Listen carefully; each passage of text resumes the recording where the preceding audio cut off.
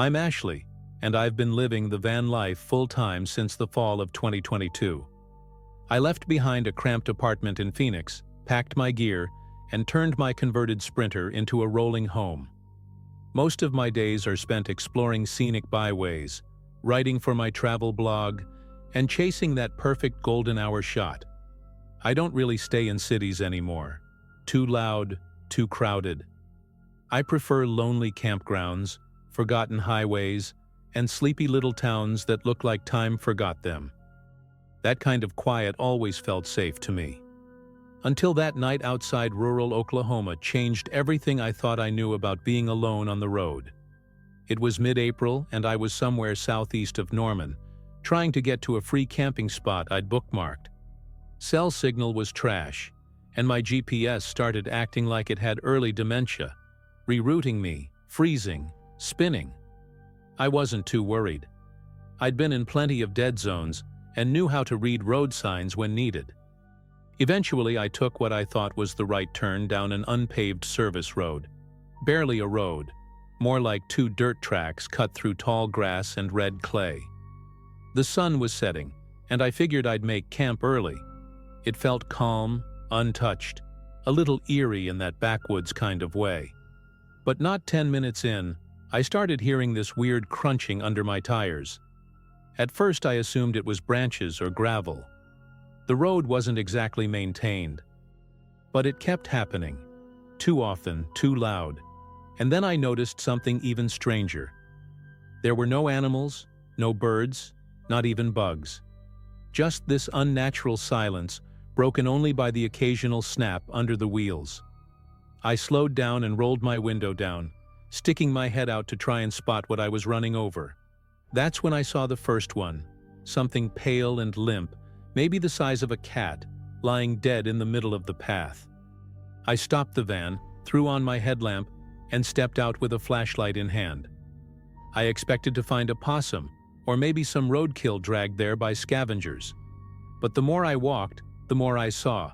Dozens of small animals, most of them rabbits and raccoons, each one freshly dead, blood still glistening. And they weren't just there. They were arranged, spaced in disturbing, intentional patterns across the road, like a trail of breadcrumbs left by someone who wasn't expecting visitors. Some were in circles, others in spirals. One rabbit had its limbs stretched out and pinned down by sticks, like a grotesque compass pointing toward the trees.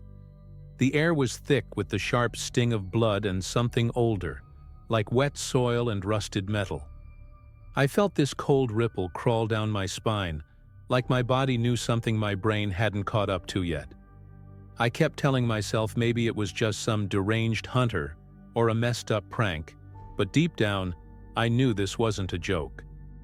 There was a heaviness to it, something ritualistic. I turned slowly in place, scanning the tree line with my flashlight. That's when I noticed shapes, tied together bones hanging from branches like wind chimes, swaying gently even though there was no breeze. I didn't see anyone, but I started to get that awful magnetic feeling like I was being watched. My skin prickled. I backed away toward the van, careful not to step on anything, heart hammering in my ears. I slammed the door shut and locked everything, hands shaking, too freaked out to even start the engine right away. I just sat there gripping the wheel, staring into the high beams that lit up the twisted mess ahead of me. Something about the way those animal bodies were placed. It felt like a warning, like I wasn't supposed to be there. I remember whispering, "I'm sorry," to no one in particular before finally starting the engine and throwing it in reverse. I didn't care about scratching the van on branches or tearing up the bumper. I needed to get out of there. The road was too narrow to turn around, so I had to back up for what felt like miles. My rear camera was useless in the dark, and every time I checked my mirrors, I half expected to see someone standing behind me. I didn't relax even after I hit pavement again. I just kept driving, didn't even know where I was going, just away. I found an old gas station that looked like it had been abandoned years ago, parked under one of the rusted-out lights, and sat there for over an hour, trying to convince myself It hadn't been as bad as I remembered. I even thought about going back to photograph it for the blog, but something in me said, don't. The next morning, I called the local sheriff's department. I wasn't even sure how to explain what I saw. I just told them I found animal remains arranged in strange patterns off a dirt road near State Highway 9. The woman on the phone got quiet, asked a few specific questions, and then told me someone would call me back. A deputy named Carter rang me later that afternoon. He wasn't surprised, just resigned. He said this wasn't the first time someone had reported something like that out there. Apparently, over the past few months, they'd had a few similar calls. He didn't say the word cult, but he did mention local groups and possible illegal activity. I asked if it was satanic stuff. He just sighed and said, "Ma'am, I'd advise you not to go back out there." I deleted the location from my map history that night. Even though I'd marked it as a saved camp spot, I wanted no trace of it in my phone, no breadcrumb trail in case I got the wild idea to go back. And yet, for days afterward, I couldn't stop thinking about it. I kept seeing those circles of animals every time I closed my eyes. How clean the kills looked, how deliberate the spacing was. It didn't feel random. It felt like I had interrupted something. Or worse, that whatever was meant to show up hadn't arrived yet, and I had gotten out just in time. A week later, while stopped in Arkansas, I met another solo traveler at a laundromat. She was maybe 10 years older than me, lived full-time in a school bus, and we got to talking about strange places we'd camped. When I told her about Oklahoma, she froze, like visibly froze, and asked if the animals were arranged in patterns. I nodded slowly. She told me she'd seen the same thing over a year ago, near a completely different part of Oklahoma. Her story matched mine too well to be a coincidence. And just like me, she left and never looked back. That was the first time I realized this wasn't an isolated thing. Since then, I've heard little bits here and there from other van lifers. You learn to listen for the coded language. People don't outright say ritual or sacrifice, but they'll mention bad energy or off-limits woods. Every once in a while, someone posts about strange symbols carved into tree trunks or abandoned shacks deep in the forest with markings on the walls. The weird part is, those posts never stay up for long. They get deleted or the accounts go silent. Makes you wonder who else is paying attention. I still live on the road. It's my life. But I stay far away from rural Oklahoma now. I trust my gut more than I ever did before. I've learned that the silence in nature isn't always peaceful. Sometimes it's warning you. I don't know what I stumbled into that night, and honestly, I don't need to. All I know is, whatever was supposed to happen out there, it wasn't meant for anyone to witness. And I was lucky enough to leave while I still could.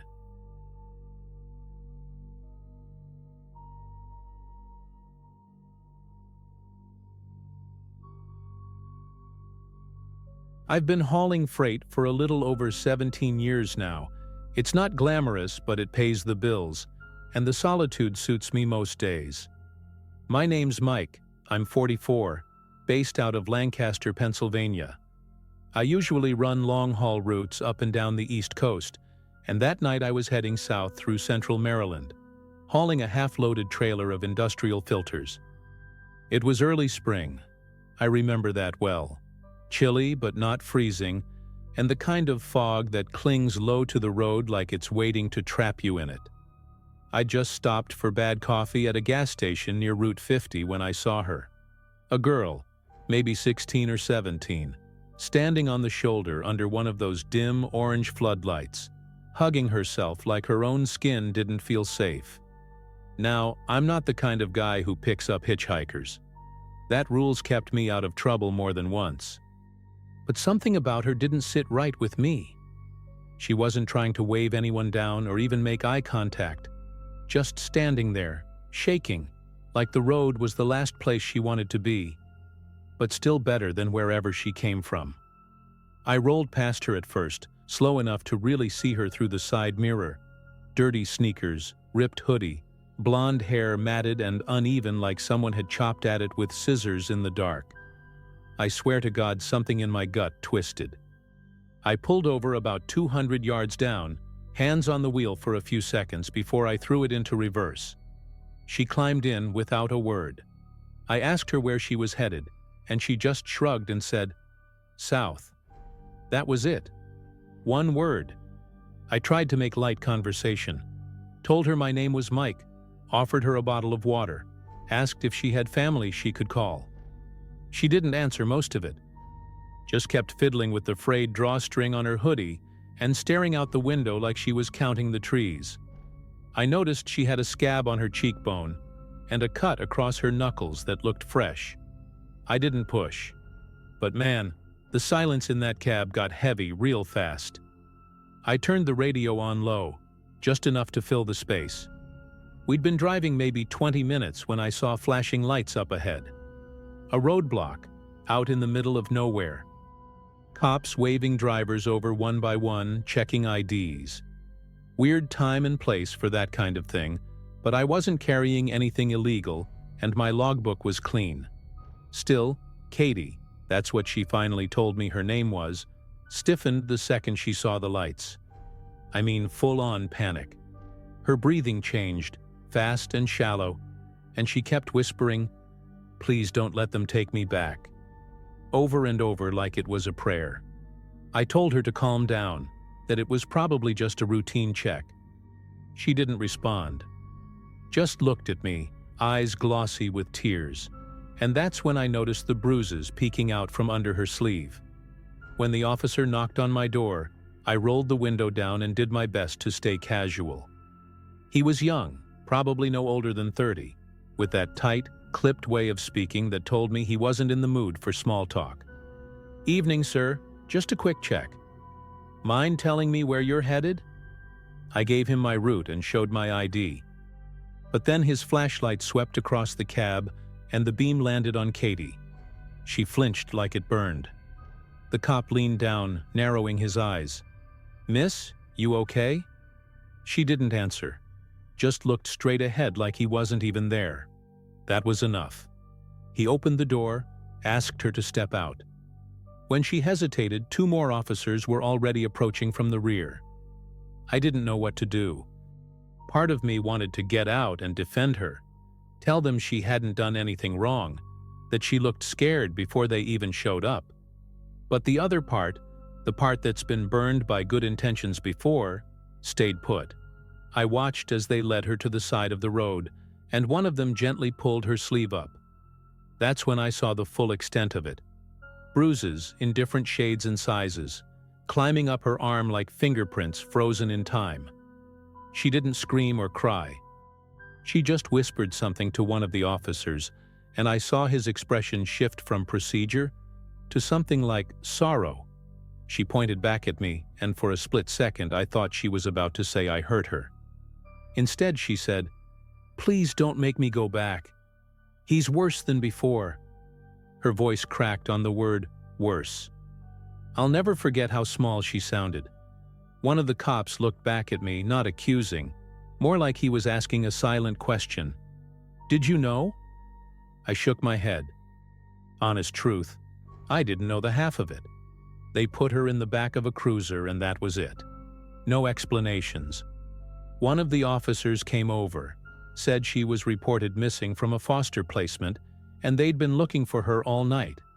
I asked if she'd be safe. He didn't answer that, just thanked me for cooperating and waved me on. I drove in silence for the next 100 miles, didn't even notice the radio had cut out into static. Her voice, that trembling, desperate, "Don't make me go back," just kept looping in my head. I thought maybe I should have fought harder, spoken up, insisted on staying with her until someone promised to help. But the thing is, I didn't know what my place was in that moment. I was just a trucker with a stranger in my cab. And maybe that's the part that eats at me the most. I could have done more. Or maybe I couldn't. Either way, I didn't. And that choice became a weight I still haven't put down. A couple weeks later, I couldn't stop thinking about her. I ended up calling a friend of mine who used to work in child services. Not to break any laws or anything, just to ask a few general questions. I didn't give her name, just described the situation. He got quiet, said, "Mike, if it was Route 50 and that weekend, I know exactly who you're talking about. Her name's Katie. She's been in and out of homes since she was 9. This last one, people have made complaints but nothing's ever stuck." That hit me like a gut punch. I asked if she was safe now and he hesitated. Then he said something I'll never forget. They sent her back, said there wasn't enough evidence to hold her. I hung up the phone and just sat there. I remember the light in my kitchen flickering, the hum of the fridge, the cold air through the cracked window. All normal things, but I felt like I wasn't in my body. That girl begged me not to let them take her, and I did nothing. I started seeing her in places she wasn't. A glance in the mirror, a flash of blonde outside a rest stop. I'd wake up in the middle of the night thinking I'd heard her voice. I even stopped offering rides entirely after that. Not out of fear, out of guilt. Like I didn't deserve the trust. I still don't know what the right thing would have been. I've replayed that night 100 times, thinking about what I could have said, what I should have done when she first got in. Maybe I should have taken her straight to a hospital or a police station myself. But would that have changed anything? Or would they have just sent her back even faster? All I know is she was running for a reason. And I gave her hope, a tiny flicker, and watched it get ripped out of her hands. That doesn't leave you. It stays. Quiet. Heavy. So yeah, if you're reading this and you ever find yourself in a situation like mine, don't assume someone else will do the right thing. Don't freeze. Don't let silence be your answer. I don't know where Katie is now. I hope she ran again. I hope she's somewhere safe, but I'll be honest with you. Every time I pass that stretch of road, I look at the shoulder. Half of me prays I won't see her. The other half hopes I will.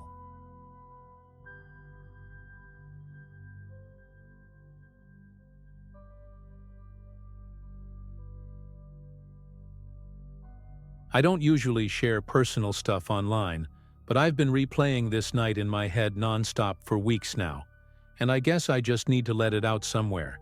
This happened to me about 2 months ago, mid-February. I work late-night shifts at a small diner just outside Bakersfield, California. The kind of place that still uses paper order tickets and smells like burnt coffee and bacon grease. That night, I had picked up an extra shift, so I didn't clock out until well past midnight. I was already exhausted, greasy from the fryer, and honestly just craving a hot shower and my bed. The drive home is usually quiet, empty highway, pitch black, no streetlights, just miles of nothing between the diner and the edge of town where I live. My car, a beat-up 2011 Toyota Corolla, had been giving me trouble for weeks. The battery light kept blinking, but I kept ignoring it, telling myself I'd deal with it on my next day off. Big mistake. About 20 minutes into the drive, right when I was on one of the more isolated stretches of the 46, my dashboard lit up like a damn Christmas tree, and then the engine cut out completely. I coasted to the shoulder and sat there in the silence, staring at my dead car like it might fix itself if I just waited long enough. No such luck. I grabbed my phone, but of course, no service. Just one tiny sliver of a bar, flickering in and out. I remember checking the time. It was 1:13 a.m. At first I wasn't scared, just annoyed and tired. I turned on my hazards, killed the engine, and started thinking about who I could call or how long I'd have to wait until my phone picked up a signal strong enough to reach roadside assistance. That's when I saw the headlights in my rearview mirror. A truck, an older, loud, rumbling pickup, pulling up behind me. My first thought was that maybe it was a good Samaritan. Maybe someone heading home from a late shift like me. But as the truck idled behind me, the engine still running, and the driver didn't get out, My stomach started doing this slow, cold twist. Something about how long he sat there just watching made me reach over and quietly lock all my doors. Eventually, the driver's side door of the truck creaked open, and an older man stepped out. He had this long gray beard and was wearing a faded flannel shirt and jeans, the kind that looked stiff from dirt and sweat. He walked slowly up to my window, and I cracked it only a few inches. He smiled, too wide, and said, "Car trouble, sweetheart? I can take a look under the hood for you." I told him I was fine. That help was already on the way. It was a lie, but I said it as confidently as I could. He kept smiling, didn't budge, just stood there with his hand on my side mirror, tapping it with his thumb like he was trying to decide something. That's when I felt it, like something cold and electric shot down my spine. This wasn't someone trying to help. I told him again, firmer this time, that I didn't need help and that my boyfriend was already on his way. Another lie. I didn't even have a boyfriend at the time, but I thought maybe it'd make him think twice. He just laughed, low and gravelly, like I'd told him a joke. "Out here?" he said, glancing around the pitch-black highway. "Ain't nobody coming for a while, sweetheart. I'll take care of you."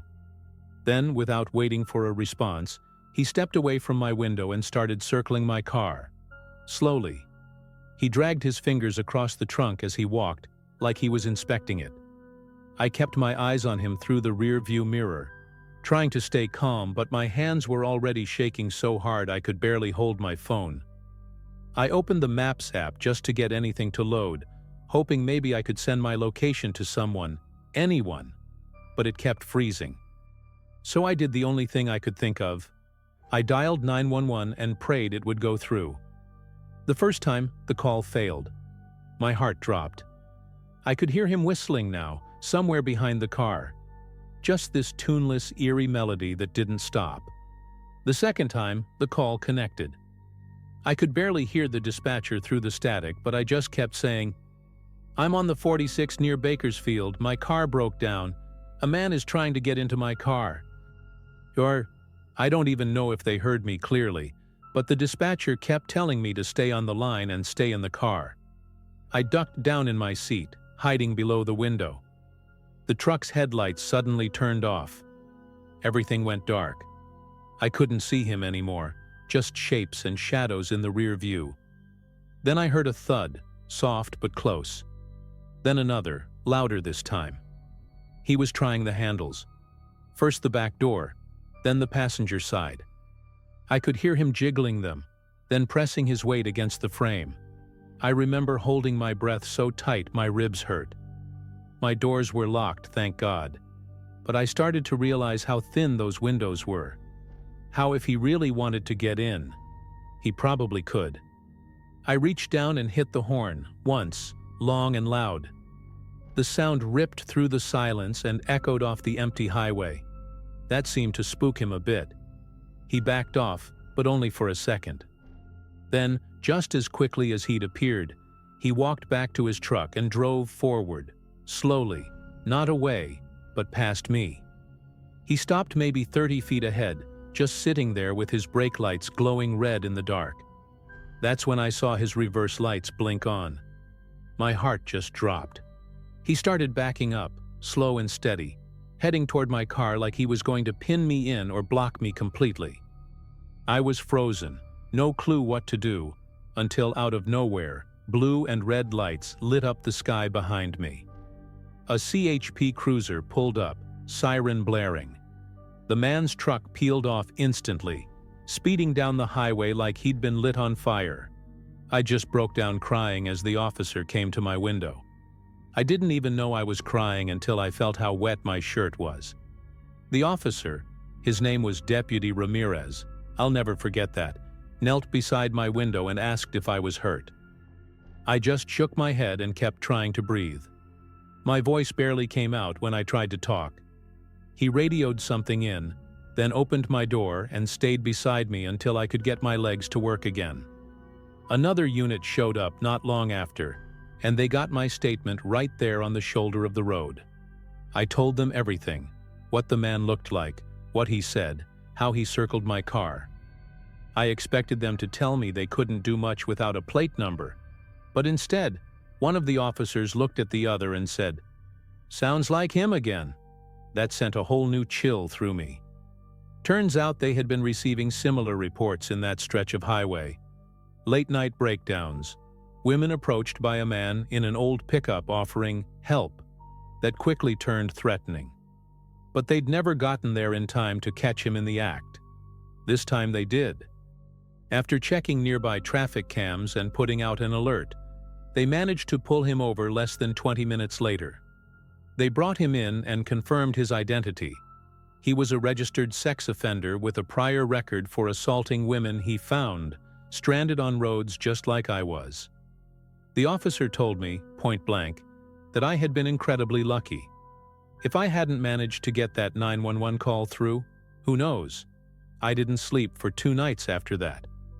Every time I closed my eyes, I saw his face at my window. I didn't want to drive anymore, especially not alone. My brother ended up lending me his truck for a while, and I only drove during daylight for weeks. I also finally took my car in and had everything fixed: battery, engine, the works. I even signed up for a roadside assistance program with GPS tracking, just in case. People say, "Trust your gut," like it's a throwaway line, but I swear it saved my life. The second I saw that man smile, I knew something was wrong. I'll never ignore that feeling again. I still drive past that same stretch of road sometimes, and every time I do, I get this weird tightness in my chest, like the air's heavier there. It sounds dramatic, I know, but something about that highway just feels off now, like it carries that memory in its pavement. I don't know what would have happened if those cops hadn't shown up when they did, and I try not to spiral thinking about it. But I guess that's why I'm writing this. To tell someone, anyone, that this stuff is real. It happens. And sometimes the scariest things aren't ghosts or monsters. Sometimes it's just a man with too much time and bad intentions, finding you when you're most vulnerable. That's what keeps me up some nights.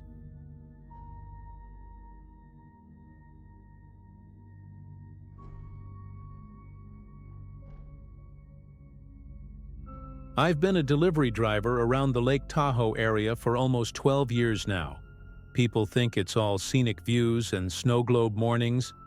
And yeah, sometimes it is. But when you know these roads like I do, you also know how unforgiving they can be. This happened back in late January of last year. I remember because I'd just come back to work after taking a few days off for the flu, and I was still feeling kind of off. That morning started like any other.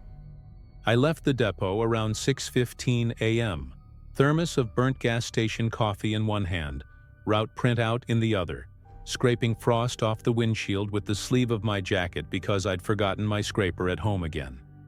It was stupid cold, but the sky was clear, and I thought it would be just another day of weaving through mountain roads, dropping off packages to half-asleep people in cozy cabins. I was driving an older Ford Transit that morning, one of the heavier ones we don't usually take up steep passes unless we have to. But the newer van had a battery issue, so I rolled with what I had. My route took me north along Route 431, a 2-lane mountain road that cuts through the forest with cliffs on one side and guardrails that are more psychological than practical. I'd taken that route hundreds of times. It has a few sharp turns and blind spots, but if you go slow and keep your wits, you're fine. That morning, though, something felt off. The road looked dry, but there was this strange glitter on the pavement, like powdered glass catching the light. I slowed down out of habit.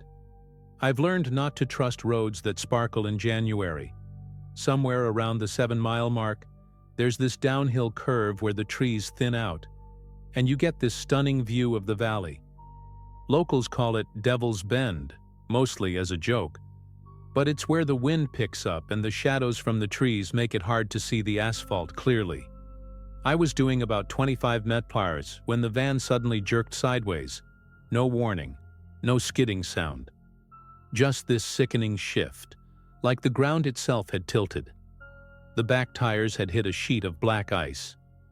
I remember gripping the wheel so hard my knuckles popped.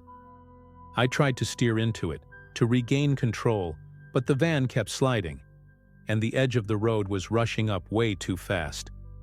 I wish I could explain what went through my mind in that moment, but honestly, it all collapsed into one long "oh, shht" that echoed in my skull. Time slowed, like people say it does. I saw everything: the blur of trees, the gap in the guardrail, the white frost on the branches, even a squirrel frozen in place on the snowbank, watching me die. The van spun halfway, then dropped sideways toward the edge. But instead of tumbling over, it slammed into something with a bone-rattling crunch. The whole left side leaned out into nothingness. I sat frozen in place, seatbelt cutting into my chest, engine still humming, tires still spinning slowly in the air. When I looked to my left, all I could see were treetops below. No road, no ground, just empty air. For a few seconds, I genuinely couldn't move. I just sat there, hands welded to the steering wheel, my breath fogging up the windshield while my brain tried to catch up with what had just happened. Then the reality hit me. I wasn't dead, but I wasn't safe either. The van was tilted hard to the left, the front passenger side wheel dangling in open air. The only thing keeping me from dropping into the canyon below were a cluster of pine trees that the van had somehow wedged into. I remember hearing the creak of metal and the occasional crunch of bark as the weight shifted. It wasn't stable. If I moved wrong, if the wind picked up, if anything gave way, that was it. I reached for my phone, but of course, no service. That stretch of road always had spotty reception, and I was far from any of the cabins I usually delivered to. For a second, I thought about climbing out through the driver's side, but the idea of putting any weight on that side made my stomach twist. I didn't even want to breathe too hard, so I stayed still. I turned off the engine, hoping that would reduce vibration. The silence that followed was unbearable, just the ticking of the cooling engine, the occasional gust of wind, and my own heartbeat hammering in my ears. Every couple of minutes, I'd hear the faint crackle of snow falling off a branch somewhere. It was like the whole forest was holding its breath. Then came this weird sound, like a low groan, deep and hollow. It wasn't the van, it was outside. For a second I thought maybe a tree was shifting under the weight, but then I heard it again, this time a little closer, and it sounded almost deliberate, like someone exhaling. I leaned forward, trying not to shift too much weight, and glanced through the frosted side mirror. Nothing, just trees. I told myself it was wind. It had to be, but my skin broke out in goosebumps anyway, and I suddenly felt like I wasn't alone. I know that sounds paranoid, but something about that noise felt too steady, too aware. About 20 minutes in, a truck passed by, an old snowplow. I flashed my headlights and laid on the horn, but I guess from his angle I was invisible. Or maybe he just thought I was parked. Either way, he didn't stop. That was the moment it really hit me. I could be stuck here for hours. If the ice shifted, if those trees gave out, nobody would even see me fall. I started thinking about everything I hadn't done. Calling my sister back, fixing the sink at home, telling my niece I was proud of her for getting into college. Isn't it weird, the things your brain clings to when it thinks it's running out of time? I sat like that for over an hour. The cold started seeping into my bones, even through my jacket. My toes went numb first, then my fingers. Every so often, the van would creak or shift slightly and I'd freeze, too scared to even breathe. I didn't cry or panic, not in the way you'd expect. It was more like this quiet, heavy dread settling into me, like I was already mourning myself. I thought about my mom, who passed away 5 years ago, and wondered if I'd see her again. Then I thought about how dumb it was that something so routine, just another delivery run, could end like this. One wrong turn, one patch of invisible ice, and that's it. Eventually, I saw a flash of movement through the side mirror. A state trooper SUV creeping up the road with its lights on. I've never felt relief like that in my life. I wanted to scream out, but I didn't want to jolt the van, so I waved my hand carefully against the glass. The officer must have seen it, because the SUV stopped, and a guy in a bright orange jacket stepped out with a radio. I'll never forget his face, pale, wide-eyed, and genuinely concerned. They called in a rescue crew, blocked off the road, and used ropes and harnesses to stabilize the van before getting me out. It took almost 2 hours total, and every second of it felt like being suspended between two worlds. When they finally pulled me out through the driver's side, I collapsed into the snow and just laid there, staring up at the sky. Everything looked different, brighter, sharper, like I'd been given new eyes. One of the EMTs wrapped me in a silver thermal blanket and asked if I was okay. I just nodded, but inside, something fundamental had shifted. I kept thinking about how close I'd been to disappearing, how easily my van could have gone unnoticed if it had dropped out of sight. No explosion, no big scene, just gone. That thought has stuck with me ever since. They towed the van out the next morning. It had bent one of the tree trunks completely sideways and left deep scars in the bark. The cops said if I'd been going even 5 miles faster, I would have gone straight over. I took 2 weeks off after that. When I finally got back behind the wheel, I couldn't drive that route anymore, not alone.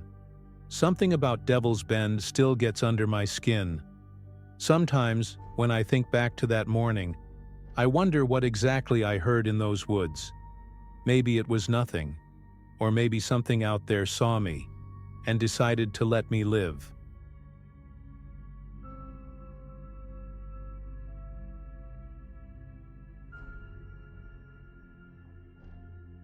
I don't really know where to begin, but I've reached a point where I can't keep this bottled up anymore. My name is Sarah Turner. I was 27 when this happened, back in July of 2019. At the time I lived in Denver, worked as a freelance photographer, and spent most weekends either on the road or hiking into someplace cell towers forgot. Mark and Tim were childhood friends, goofy, loyal, always arguing about music. And Hannah was my best friend since college. We were tight. That summer, we decided to take one of those bucket list cross-country road trips. Denver to Portland, straight through the guts of the country, camping out along the way. It was supposed to be epic, and it was, just not in the way we ever imagined. The plan was simple. 5 stops, 10 days, all crammed into Mark's old black Subaru Outback. We packed everything: tents, cameras, snacks, hiking gear, way too many energy drinks. We even made a Spotify playlist called Mile Markers and Ghost Towns. The second leg of the trip brought us through Idaho. We didn't have a set campground in mind, but Tim had read about this off-grid site near a place called Dry Creek. Not even on Google Maps, but a ranger blog mentioned it had views worth dying for.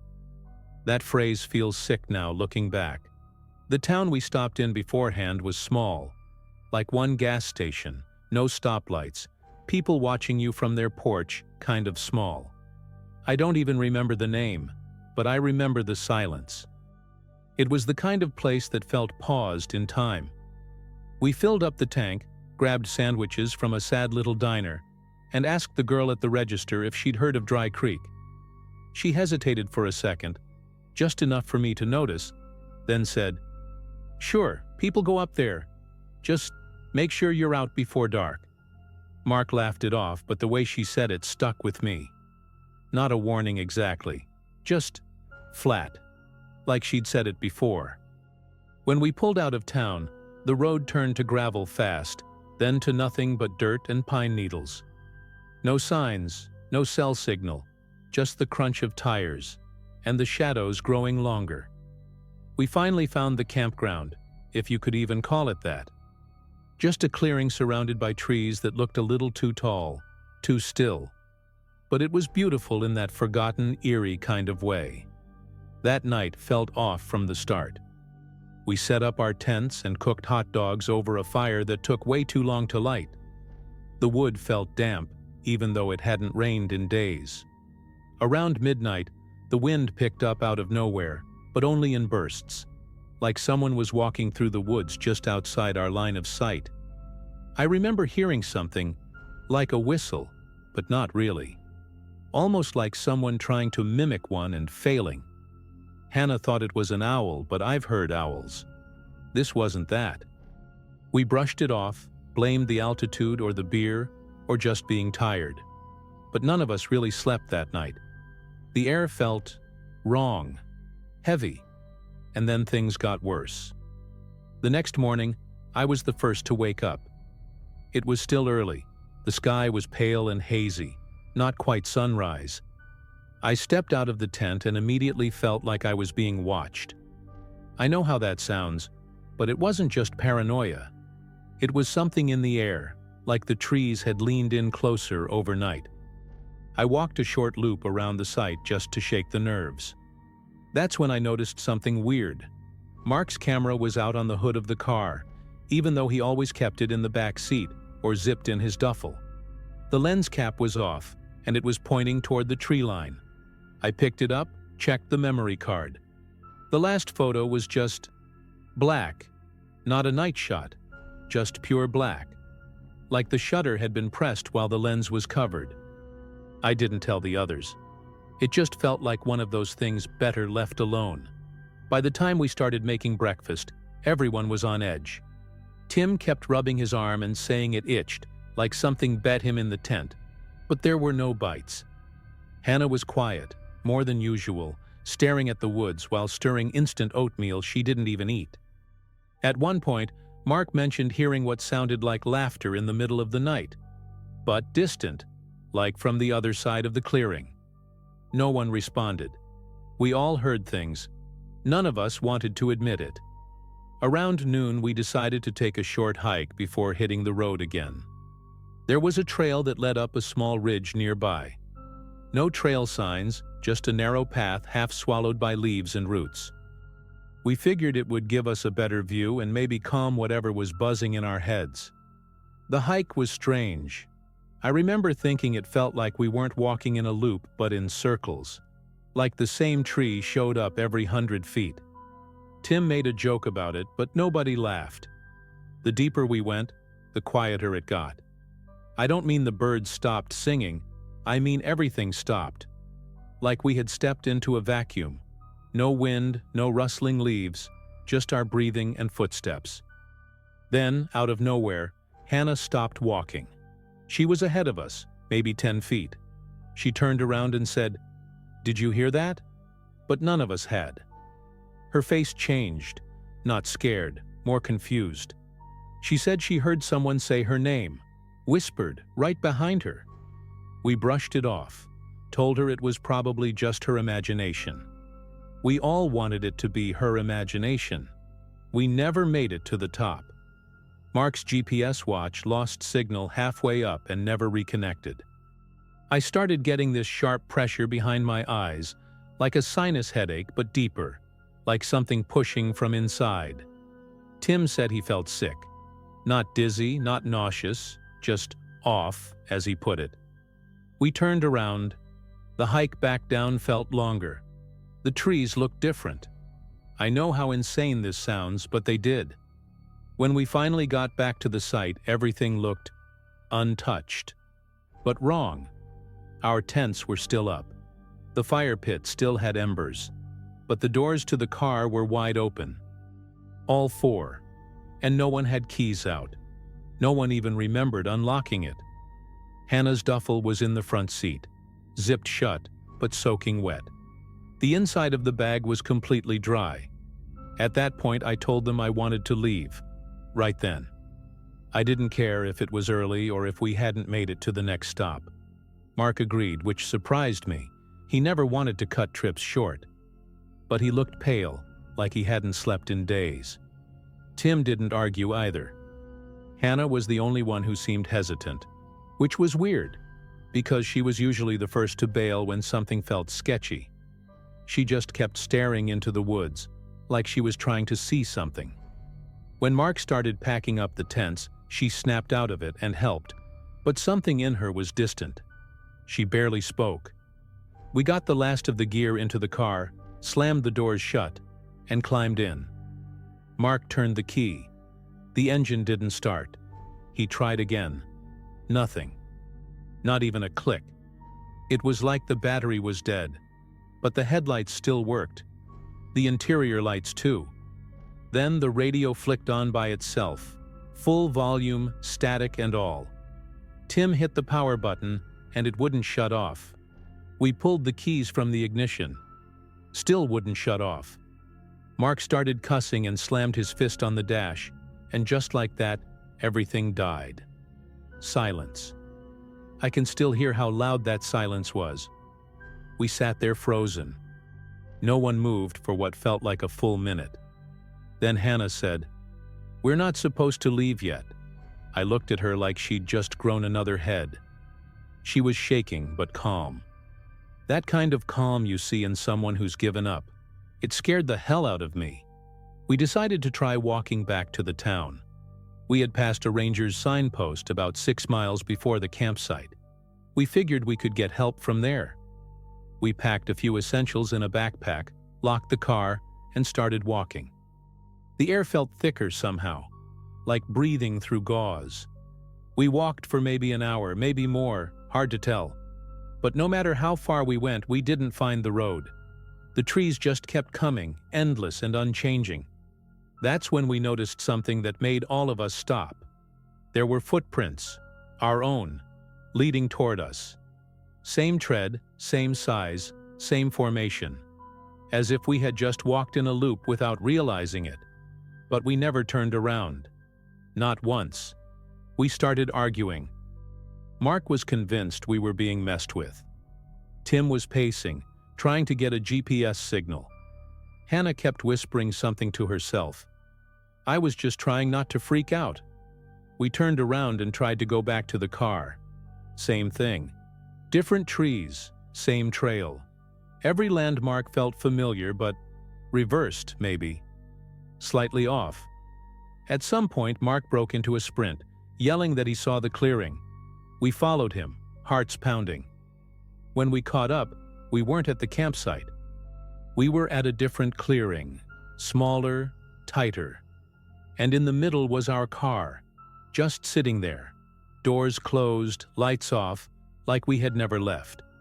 Except something was different. There were no tents, no sign we had ever camped there. That was when I lost it. I started yelling at everyone to get in the car. I didn't care if it didn't start. I just needed to be inside something with doors and locks. Mark hesitated, but he followed. Tim was panicking now, saying he didn't feel his legs right, like they were tingling and numb at the same time. Hannah was the last one in. She stood there just outside the passenger door and whispered, "Do you hear it?" I told her no, and she looked right at me and said, "Then it's not for you." Before I could grab her, she stepped back, calmly, and walked into the woods. Not fast, not scared, just like she was being called. And she never came back. We screamed for her until our voices cracked. Tim tried running after her but came back a minute later, breathless, saying the trees looked wrong, like they were moving, not swaying in the wind, shifting. I don't remember how long we sat there. Time got weird. It could have been minutes or hours. At some point, Mark said he couldn't keep his eyes open. I turned around to check on him and he was out cold. Tim too, just unconscious. I tried to shake them, scream, anything. Nothing worked. I was the only one awake, and the forest had gone silent again. That same vacuum feeling pressing on my ears. Then I heard something from behind the trees. Not footsteps. Breathing. Wet, labored breathing. Like something big was waiting. I blacked out. No warning, no reason. Just lights out. I woke up 3 days later, alone in the car, parked on the edge of a completely different road. near a campground that had been abandoned since the 90s. The doors were locked from the inside. My friends were gone. All our gear was still there, untouched. Even Hannah's sweater was folded neatly on the front seat. No one believed my story. The police thought I wandered off, had some kind of breakdown, maybe caused by mushrooms or altitude sickness. Search teams combed the area for weeks. They never found a single trace of Mark, Tim, or Hannah. No footprints, no clothing, nothing. It's been almost 6 years. I don't talk to the press. I don't do interviews. But I know what I experienced. Something took them. And whatever it was, it wanted me to watch first. I don't camp anymore. I don't even drive through Idaho if I can help it. And sometimes, in that space between sleep and waking, I hear Hannah's voice, just barely, whispering something I still can't make out. But the one thing I'll never forget is the look she gave me before walking into those trees, like she already knew she was never coming back.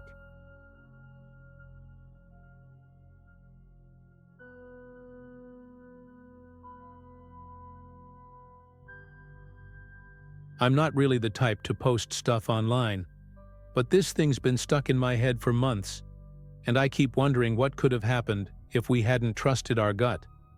My name's Ryan, I'm 29, and last September, my wife Kelly and I packed up everything we owned into a U-Haul and left Phoenix for good. We were moving to a small town just outside of Austin. It was supposed to be this exciting new chapter, new jobs, new house, fresh start. We were only 3 months into our marriage. Honestly, it felt like everything was falling into place.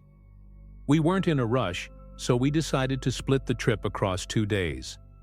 The first leg went fine, but that second night, somewhere in the middle of New Mexico, things went sideways in a way I still don't fully understand. We'd taken a detour off I-10, thinking it would be a quicker route with less traffic. Kelly was asleep in the passenger seat, curled up with her hoodie pulled over her head, and I was just zoning out to a podcast, keeping an eye on the fuel gauge. It was after 9 p.m. and the road was dark. No streetlights, no towns for miles. Just pitch-black desert stretching out on either side.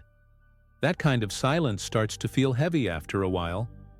I remember passing this old beat-up gas station maybe 20 minutes earlier, but it looked abandoned. So when I saw the flashing hazards up ahead, I instinctively slowed down. A sedan was pulled off to the right shoulder, and there was a guy crouched by the back tire with a flashlight. He looked up when we stopped, shielding his eyes with his hand. Mid-40s, I'd guess. Thin build, salt and pepper hair, wearing jeans and a leather jacket that didn't really match the heat.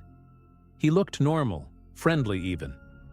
I rolled the window down a crack and asked if he needed help, and he gave this sheepish laugh and said he had a flat, but the jack he had was busted. I glanced at Kelly, who had just woken up, and she gave me this sleepy, uncertain look, but I was already pulling over behind him. I've always been that guy who stops for people. Maybe I got it from my dad. He used to say that being decent was the bare minimum.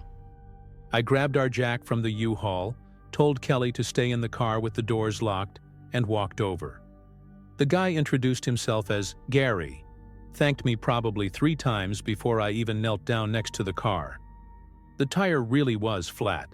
But here's the thing. I started noticing weird details the second I got closer. His car didn't have any plates. None. Not even temporary ones. And the trunk looked like it had been pried open and closed again, like the latch wasn't working right. I asked him what happened, and he got weirdly vague, said something like, "Oh, you know, wear and tear. Long trip." I didn't like the way he kept pacing around while I was crouched. He wasn't watching what I was doing.